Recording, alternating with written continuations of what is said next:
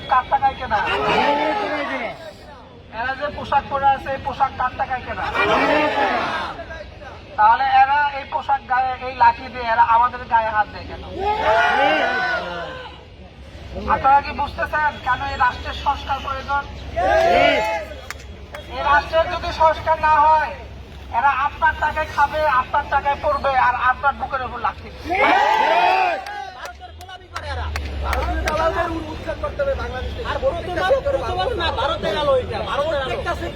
এখন বলেন ভাই, নির্বাচন দরকার না সংস্কার দরকার? আমরা নির্বাচন দিয়ে কি করবো যদি এই বাহিনীগুলো, যত বাহিনী আছে এই বাহিনীগুলো গড়ে তুলছি আমরা আমাদের জন্য। পুলিশ গড়ে তুলছি যেন আমরা রাতে ঘুমাইতে পারি, সেই জন্য।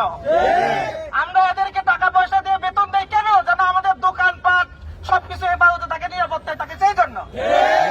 তাহলে এই বাহিনী আবার ফ্রাঙ্কেনস্টাইন হয়ে আমাদের বুকে লাগতে পারবে কিসের? এটা কি মগের মূল্য পাইছো তোমরা? মগের মূল্য পাইছো? আমার টাকায় খাবা, আমার টাকায় পড়বা, আমার বুকে লাথি দিবা, এইটা হতে দেওয়া যাবে না। সুতরাং সংস্কার করতে হবে।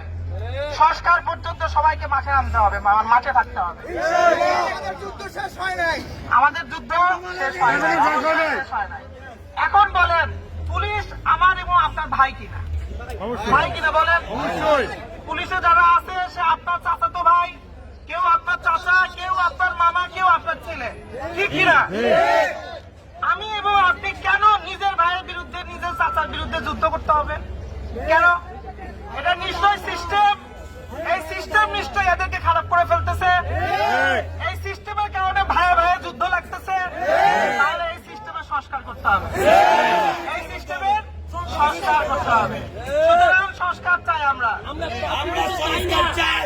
সংস্কার চাই। এই যে অটো রিক্সা চালকরা এই যে আজকে মাঠে নেমে আসতে বাধ্য হলো কেন? এই রাষ্ট্রের আর গুরুত্বপূর্ণ কাজ নাই? সব বাদ দিয়ে এই রিক্সা নিষিদ্ধ করতে হবে আগে। সব বাদ দিয়ে আগে এই রিক্সা নিষিদ্ধ করতে হবে। গরিব মানুষের পেটে লাথি মারতে হবে। এটাই কি প্রথম কাজ ছিল? না আরো কাজ আছে? গরিবের এই যে বড় লোকের ঘরে এসি আছে, এসি তো বন্ধ হয় না, কারেন্ট নষ্ট হয় না, কারেন্ট নষ্ট হয় না, সব যায় পরে গরিবের মাথার উপরে, সব গরিবের মাথার উপরে পড়ে। আর এত টেন্স হওয়ার কি আছে? এমন একটা প্রশাসনের প্রস্তুতি, মনে হচ্ছে যে আমরা লাঠি যুদ্ধ করতে আসছি। আমরা এখানে যদি কোনো অপ্রীতিকর ঘটনা কেউ ঘটাতে চেষ্টা করে আমরা নিজেরাই তাকে আটকাবো, আমরা নিজেরাই আটকাবো। সুতরাং এটা টেস্ট অন্য কিছু নাই।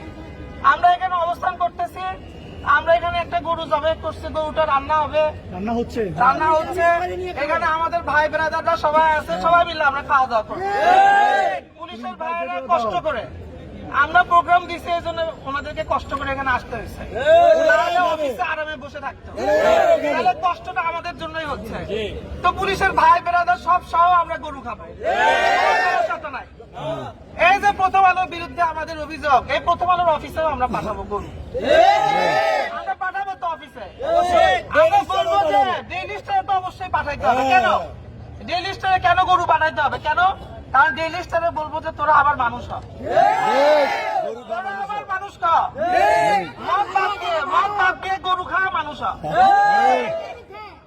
ডেইলি স্টারের পাশে মসজিদ, ওখানে নাকি নামাজ পড়লে চাকরিচ্যুত করে,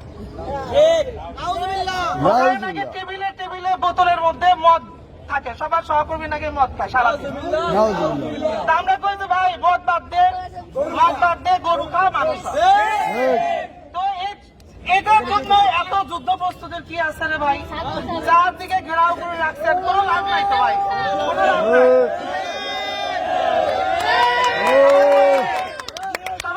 সবাই বসে ভাই, সবাই বসে কথা শোনেন, ব্যাপারগুলো বোঝার চেষ্টা করেন। ব্যাপারগুলো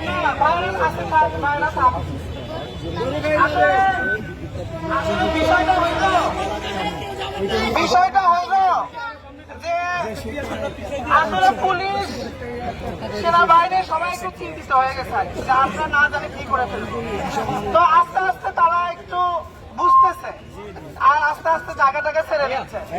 অসুবিধা নাই, কেউ আমরা উত্তেজিত না হই, শৃঙ্খলার মধ্যে থাকি। আমরা একটু কি করবো এখন,